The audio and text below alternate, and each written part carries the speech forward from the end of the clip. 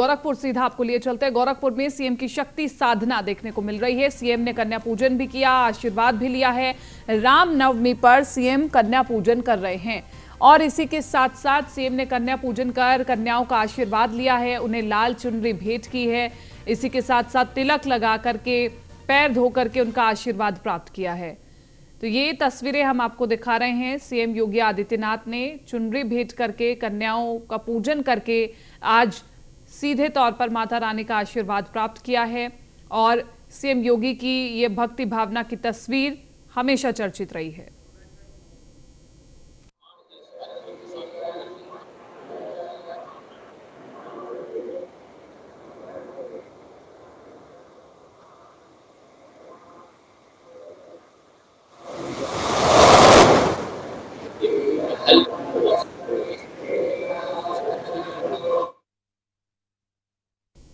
तो तस्वीरें हम आपको दिखा रहे हैं। मुख्यमंत्री योगी आदित्यनाथ कन्याओं का पूजन कर रहे हैं, उन्हें चुनरी भेंट करके आशीर्वाद प्राप्त कर रहे हैं, पैर धो करके आशीर्वाद प्राप्त कर रहे हैं। और ये सीएम योगी आदित्यनाथ की कोई नई तस्वीर नहीं है, ऐसी तस्वीर सीएम योगी आदित्यनाथ की हम देखते रहते हैं। और सीएम की शक्ति साधना की विशेष तस्वीरें इस वक्त आप न्यूज़ वन इंडिया पर देख रहे हैं और तमाम कन्याएं वहां पर पहुंची। सीएम योगी आदित्यनाथ ने उनका आशीर्वाद लिया, उन्हें भोजन कराया गया, इसी के साथ साथ तिलक लगा करके उनका सम्मान किया गया।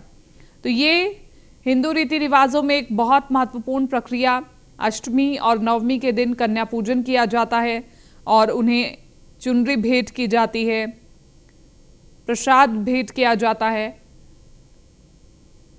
और यही तस्वीरें बहुत महत्वपूर्ण आज की, क्योंकि आज नवमी का दिन है, मां सिद्धिदात्री का दिन है।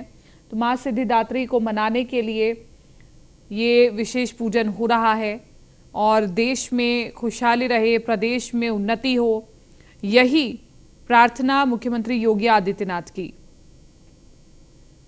तो अलग रूप देखने को मिलता है हर बार मुख्यमंत्री योगी आदित्यनाथ का। इस बार की ये शक्ति साधना बहुत खास भी है, क्योंकि तमाम जो प्रदेशवासियों को दुख दर्द देखने पड़ रहे हैं, चाहे वो जानवरों के लिए लंपी वायरस हो या फिर आने वाले कोविड के नए वायरस हो, उनके लिए कामना की गई है कि आने वाला साल बेहद अच्छा रहे। और हिंदू कैलेंडर के मुताबिक नववर्ष की शुरुआत इन नवरात्रों से होती है। तो आने वाला साल अच्छा हो, बेहतर हो, इसकी कामना की जाती है।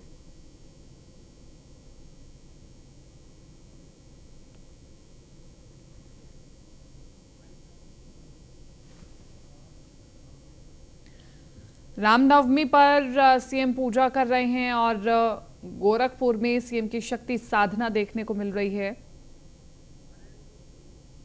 हरेंद्र दुबे बने हुए हैं हमारे साथ ज्यादा जानकारी के साथ। हरेंद्र, सीएम योगी आदित्यनाथ की शक्ति साधना की तस्वीरें कई मायनों में महत्वपूर्ण है, इसलिए भी क्योंकि प्रदेश में जो कुछ भी उथल पुथल चल रहा है वो ठीक हो जाए, चाहे वो लंपी वायरस हो या फिर अन्य वायरस हो जिनसे लोग परेशान हो रहे हैं। इसके अलावा प्रदेश उन्नति की ओर आगे बढ़े, यही कामना मुख्यमंत्री योगी आदित्यनाथ की। जी हाँ, बताना चाहेंगे कि आज उत्तर प्रदेश के मुख्यमंत्री योगी आदित्यनाथ ने सिद्धिदात्री की पूजा आराधना की है। खासतौर से 9 कन्याओं का आज जिस तरह से उन्होंने पूजन अर्चन करके एक संदेश देने का काम किया है, वह सराहनीय है। क्योंकि ये परंपरा सदियों से चली आ रही है। गोरखपुर मंदिर में इस समय हम उनके आवास के अंदर मौजूद हैं। अभी वो मीडिया से भी मुताबिक हुए, उन्होंने पूरे प्रदेशवासियों सहित पूरे देश के लोगों को अपनी शुभकामनाएं दी हैं, दशहरे की शुभकामना दी है। खासतौर से हमारे साथ मौजूद है मंदिर में जो कार्यरत हैं और देख रेख का काम करते हैं दुर्गेश जी से जानने का प्रयास करेंगे आज महाराज जी ने किस तरह का कार्यक्रम किया और किस तरह का संदेश दिया। आज महाराज जी ने किस तरह का कार्यक्रम किया और किस तरह का संदेश दिया। देखिए, आज महानवमी के पावन पर्व पर पूज्य महाराज जी ने कन्याओं को तिलक लगा करके, चुनरी ओढ़ा करके प्रसाद ग्रहण करवाया।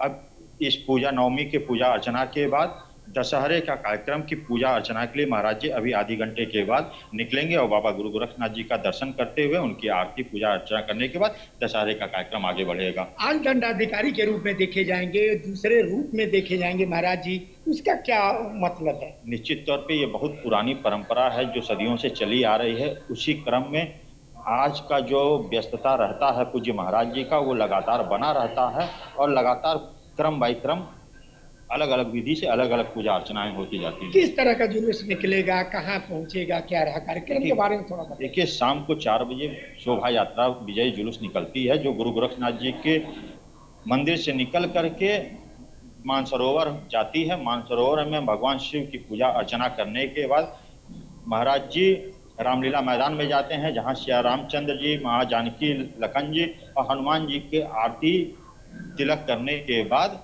वहां अपना संदेश देते हैं कि आम जन को श्री राम प्रभु मर्यादा पुरुषोत्तम श्री राम के चरित्र से सीखना चाहिए कि जीवन में कैसे कैसे संघर्ष होते हैं और संघर्षों को किस तरह से हम लोगों को आगे निकलना चाहिए। अभी हमने देखा कि किस तरह से जो मंदिर के व्यवस्था करने वाले हैं उनका कहना है कि उत्तर प्रदेश के मुख्यमंत्री योगी आदित्यनाथ आज जिस तरीके से लोगों को संदेश देने का काम किए हैं और आज बुराई पर अच्छाई की जो जीत का पर्व आज पूरे देश में मनाया जा रहा है, पूरे देशवासियों को, प्रदेशवासियों को सुखमय शांति के लिए उन्होंने कामना करते हुए दशहरा बुराई की अच्छाई की जीत पर उन्होंने शुभकामनाएं दी है। खासतौर से सुरक्षा की अगर बात की जाए तो गोरखपुर में सुरक्षा के पुख्ता इंतजाम भी किए गए हैं। ठीक है हरेंद्र दुबे, बहुत बहुत शुक्रिया तमाम इस जानकारी